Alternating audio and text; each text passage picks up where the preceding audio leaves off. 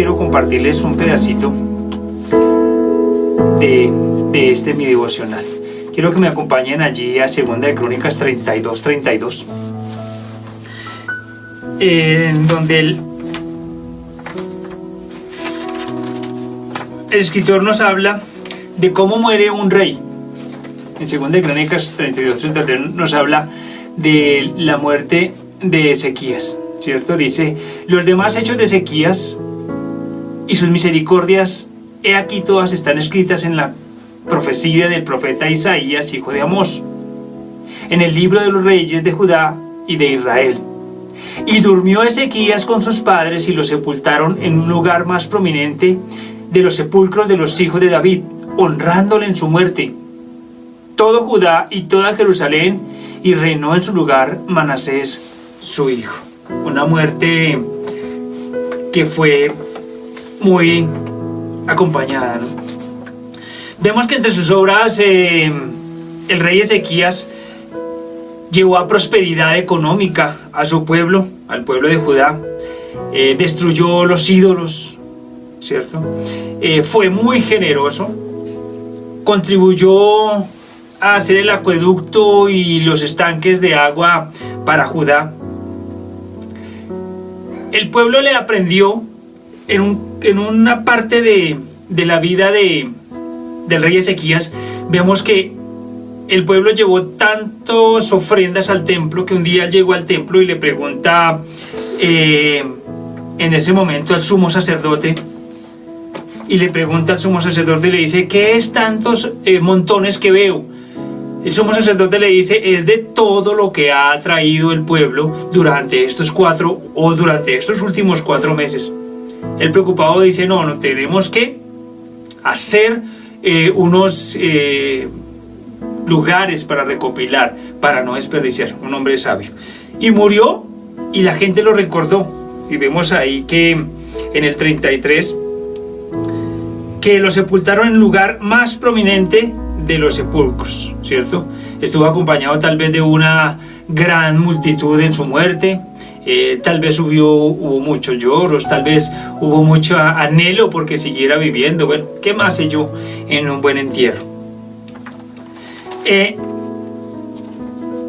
Ahora quiero que me acompañen al mismo libro de Crónicas, y está allí en Crónicas 21:18, y dice: después de todo esto Jehová lo hirió, hablando de un hombre con una enfermedad incurable en los intestinos. Y aconteció que al pasar muchos días, al cabo de 2 años, los intestinos se le salieron por la enfermedad, muriendo así de enfermedad muy penosa, y no encendieron fuego en su honor como lo habían hecho con sus padres. Cuando comenzó a reinar era de 30 años, y reinó en Jerusalén 8 años, y murió sin que lo desearan más. Y lo sepultaron en la ciudad de David, pero no en los sepulcros de los reyes. Una muerte totalmente diferente. Este rey se llamó Jorán. Está allí en 2 de Crónicas 21:18. El rey Jorán murió de una manera indeseable, ¿cierto? Jehová lo castiga. Jehová le trae una enfermedad incurable. Dice que sus intestinos se le salieron, que fue muy penosa su enfermedad. Y algo que me llama mucho la atención, que dice que no rindieron honor a pesar de ser un rey. Un rey que duró muy poco, ¿no? Un rey que empezó a reinar a los 32 años, reinó 8 años nomás, murió muy joven para ser un rey a los 40. Se le conoce por lo violento, ¿cierto? Fue un hombre que hizo las cosas malas delante de Dios, un hombre que mató a sus 6 hermanos, lo vemos allí en el versículo 21:2 del mismo capítulo 21. Sus obras fueron malas. Se casó pues en un matrimonio con la hija de Acab. Ya sabemos que Acab era su esposa, era la joyita de Jezabel. Dios lo hiere con una enfermedad y muere muy muy temprano, ¿no? Entonces vemos estos dos contrastes en la vida de dos reyes diferentes, en diferentes épocas, ¿cierto? Vemos a Ezequías muriendo con honores y vemos a Jorán muriendo sin que lo desearan más, dice la palabra de Dios, ¿cierto? No había deseo de que siguiera reinando.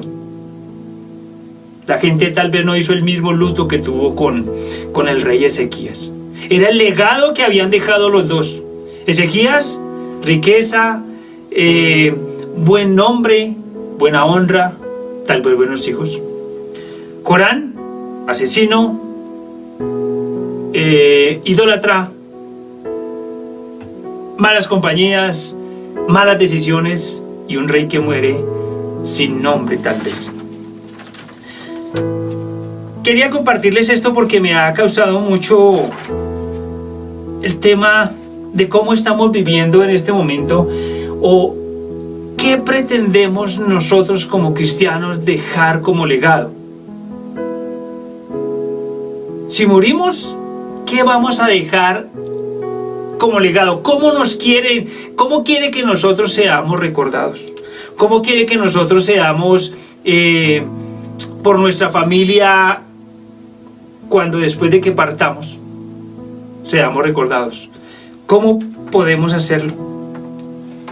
Cuando hablamos de legado, se nos viene a la cabeza de pronto el dinero, las cosas materiales, la herencia que podemos dejarle material a nuestros hijos, aunque todo esto sabemos que esto se lo va a llevar la polilla. Dice la palabra de Dios que esto es polilla y va un día a desaparecer. No quiero decir que sean malos, no quiero decir, de hecho, la palabra de Dios nos llama a dejar herencia a nuestros hijos, ¿cierto? A herencia material, nos llama a eso. No quiero que sean malos, pero se nos viene a la cabeza cuando nosotros hablamos de un legado, de qué vamos a dejar. La Biblia nos habla de algo más valioso, que es un legado espiritual, y tiene que ver con la vida, el amor, la libertad, la justicia, la paz.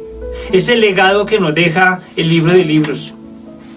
Y definitivamente nos da un gran ejemplo que es la vida de Jesús. El modelo a seguir en el legado del Padre. Amar como Él amó. Nos invita a ser mansos como Él fue manso. Nos invita a ser humildes de corazón. Nos invita a amar a nuestros enemigos. Un legado interminable que Él nos deja. Y nos deja el legado más maravilloso e imprescindible, que es que pagó un precio de sangre por ese legado, y es la vida eterna. El legado de Jesús. El legado de Jesús, la vida eterna. ¡Qué legado tan maravilloso!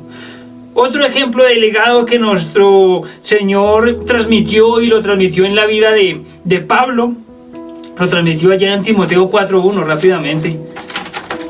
Timoteo 4.1. Dice 2 Timoteo 4.1: te agradezco delante de Dios y del Señor Jesucristo que juzgas a los vivos y a los muertos en su manifestación y en su reino, que prediques la palabra, que instes a tiempo y fuera de tiempo, redarguye, reprende, exhorta con toda paciencia y doctrina. Es el legado que Pablo le quería dejar a Timoteo. Es el legado de predicar la palabra de Dios, a estar a tiempo y fuera de tiempo. Encarecidamente, podemos descifrar en el libro, encarecidamente le dice Pablo a Timoteo. Es de extrema importancia que usted lo haga, es de mucho valor que usted lo haga. Sabemos que en todo esto Dios tiene un doble propósito en nuestras vidas.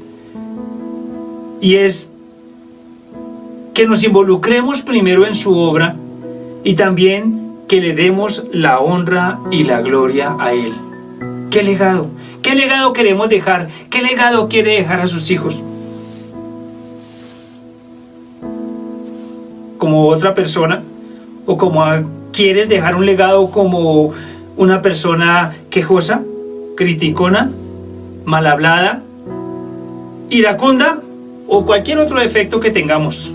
¿Ese será el legado que Dios quiere que dejemos a nuestros hijos? ¿O sería mejor dejar un legado de amor? Una persona amorosa que piensa bien las cosas, humilde, trabajadora, honesta, esforzada, responsable y por sobre todas las cosas, un legado que podemos dejarle a nuestros hijos es el legado de honrar a un Dios todopoderoso.